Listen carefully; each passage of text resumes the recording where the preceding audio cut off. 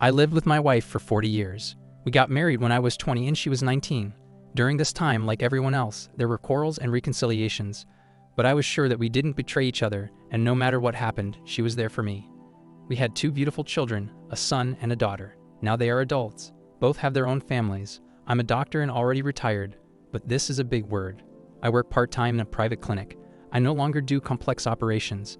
I conduct a therapeutic appointment. My wife also still works as a designer. We have never denied ourselves anything and worked for our pleasure.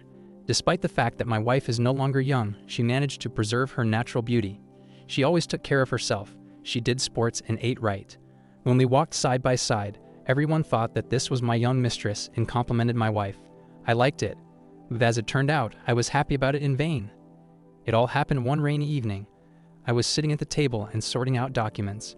My wife was not at home. She went to get groceries to cook dinner for her.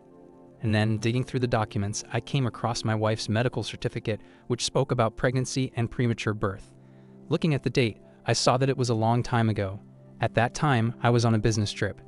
As it turned out, she gave birth to a defective child who lived for a couple of days and died. At that moment, I was in such a state that a closet fell on my head. I can't be the father of this child. I sat for a long time and was silent. Then, I went out into the astral of my thoughts, and for a long time, I could not put them together. Only one thing kept repeating in my head. My wife was not faithful to me, but who is the father of this child? An hour ago, I thought I had a strong family, a loving wife, and now what? I couldn't believe it. For a long time, my soul was empty. In the end, I hid this certificate and thought that I should pull myself together and calm down. To be honest, I was thinking of making a scandal right after my wife returned, but first I wanted to sort everything out. Everything was clear with the children here. There was a difference of 9 years between them, and they seemed similar to me. There was no doubt that they were my children, but that didn't make it any easier for me. I couldn't understand why she did this to me. We got married for love. I took care of her for a long time. There were no other women for me. Although I had an attractive appearance and was not deprived of the attention of girls, throughout our life together, I have tried to surround my wife with care and attention. I have never had a bachelor life. My wife was everything to me and even more. My heart ached. I went out on the porch to get some fresh air. After a while, a car drove up to the neighboring house, from which my wife got out in a very good mood, followed by a man. He took the bags out of the trunk, kissed my wife on the cheek, got into his car, turned around and drove away. I abruptly went home and thought, yes, the further the merrier. Then the front door opened. She came in and shouted, "Is anyone home?" I barely restrained myself from making a showdown, calmly asked why it took so long. In response, I heard that I was visiting my friend. Well, we stayed too long. Her voice did not express any emotions. "I'm going to make something quick," she said, and kissed me, and I smelled alcohol. I calmly asked why you were driving, or did someone give you a ride? At that moment, she looked at me with a frightened look and did not know what to answer me. "Don't insist, I came by taxi," she replied. "And what's the problem?" "Yeah, we haven't had anything particularly close with the taxi driver since you kissed him goodbye," I replied. My heart was beating so hard that it seemed to me even she could hear it. To calm down, I got up and took out a bottle of whiskey. She looked at me in fright, and then she asked, "How do you know?" I saw everything that was happening at that moment, standing on the street in the courtyard of our house. So is a kiss a fair or what? She was standing there and didn't know what to say to me. I could barely contain my emotions. "Sit down," I said. "I have a conversation with you," and I took out a medical certificate from my briefcase. "Explain to me what it is. Explain to me what it is." I put the certificate on the table in front of her. She carefully sat down after looking through a couple of pages, abruptly pulled her hand away.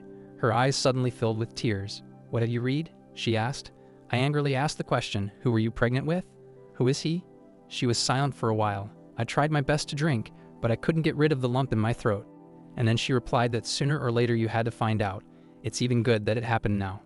In a calm voice, she said that while I was on a long business trip, she met a man she fell in love with. He was 11 years younger than her and clouded her mind. She couldn't help herself. Ran to him on a date, but quickly took the children to my mother, and he moved into my house. They began to live as husband and wife, and from unearthly love, she became pregnant from him. He proposed to her. My wife is a mother of 2 children. She even thought that I wouldn't come back and hoped for it, and everything would settle down by itself. But something didn't work. The baby was born prematurely and died. At that moment, she started crying. As I understood at that moment, she didn't care about our children. According to her, after his death, their feelings cooled down, and they began to move away from each other. Once upon a time, there was a young girl from whom her lover completely left. Having experienced this not happiness, she took the children and began to wait for me. When I returned, she met me as if nothing had happened and played the role of a loving and good wife for all the following years. I was in shock. To be honest, for a while, I couldn't say a word at all. I stared at the wall in silence. There wasn't a single thought in my head. Well, that's not all. 6 months ago, her lover appeared in our city and passion flared up between them again. It turns out she loved him all these years. In general, she wants to start a new life in which, alas, there is no place for me.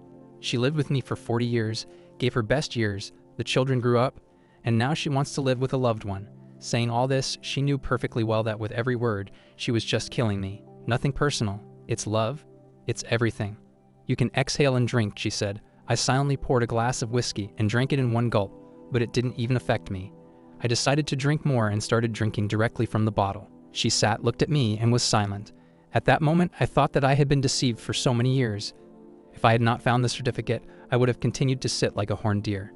I silently got up, picked up my bag, threw some things into it, and just as silently headed for the exit. Where are you going? She screamed.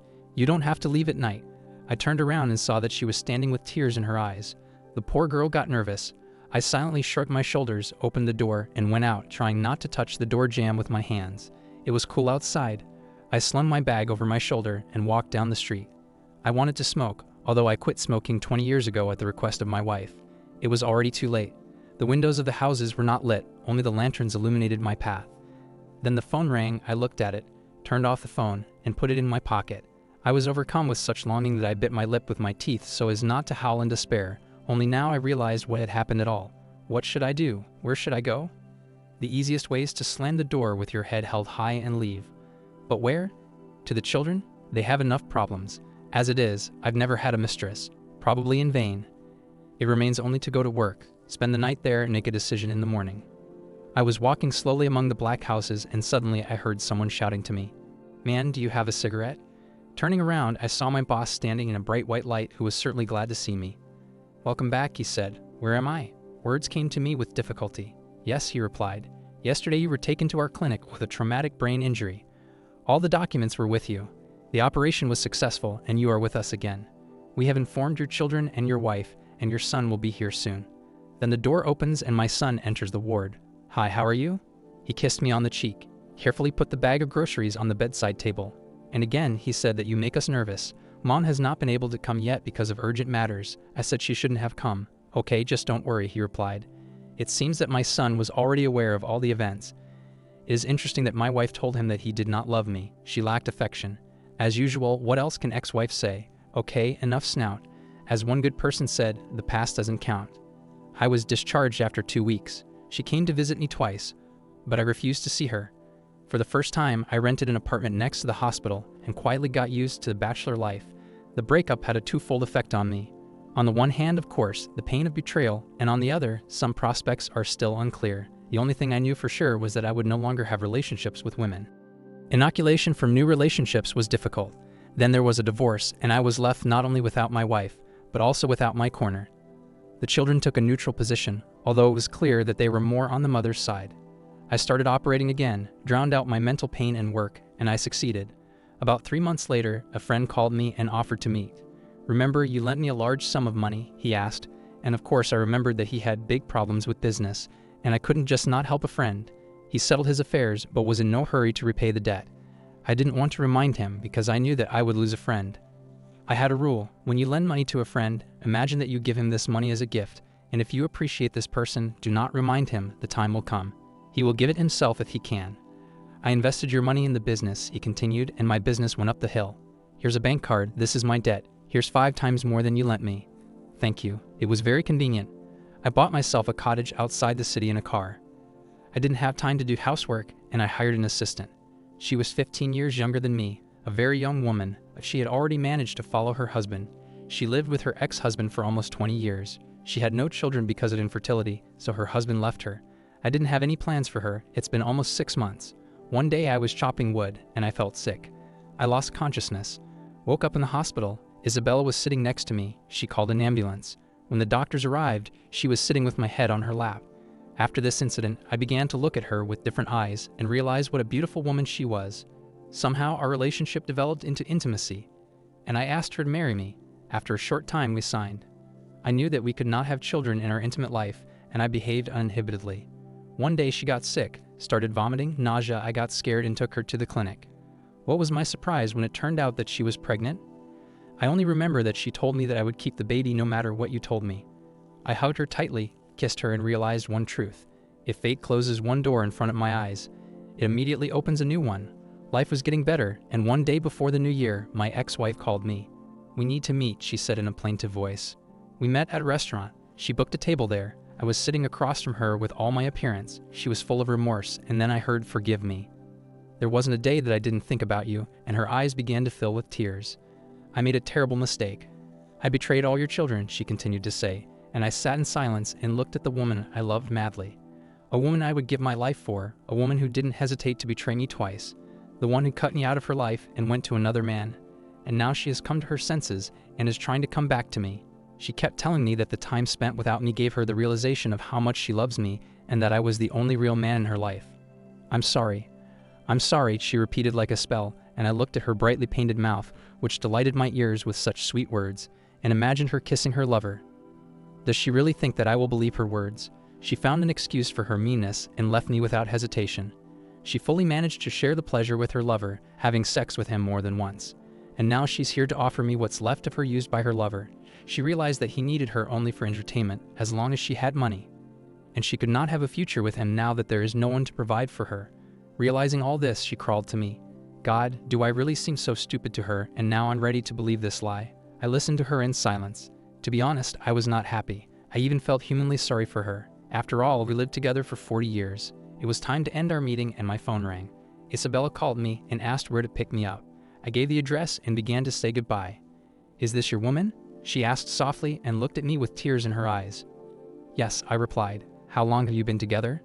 "This has been the case for the last year and a half. This is love." I got up and went to the exit, turned around and said goodbye, and tried to be happy. She stood with her hands pressed to her chest and looked at me through the beautifully decorated window of the restaurant. People were walking around and laugh went on. On the other side, a Coca-Cola advertisement was shining brightly. "Drink and experience joy." A car drove up. I sat down and in a few minutes disappeared into the stream of cars that were going somewhere all the time. Thank you for taking the time to listen to today's story. Please feel free to like, as well as subscribe to the channel if you haven't already. Also, write your suggestions in the comments section about the story and what you would do if you ever find yourself in this situation. Take care.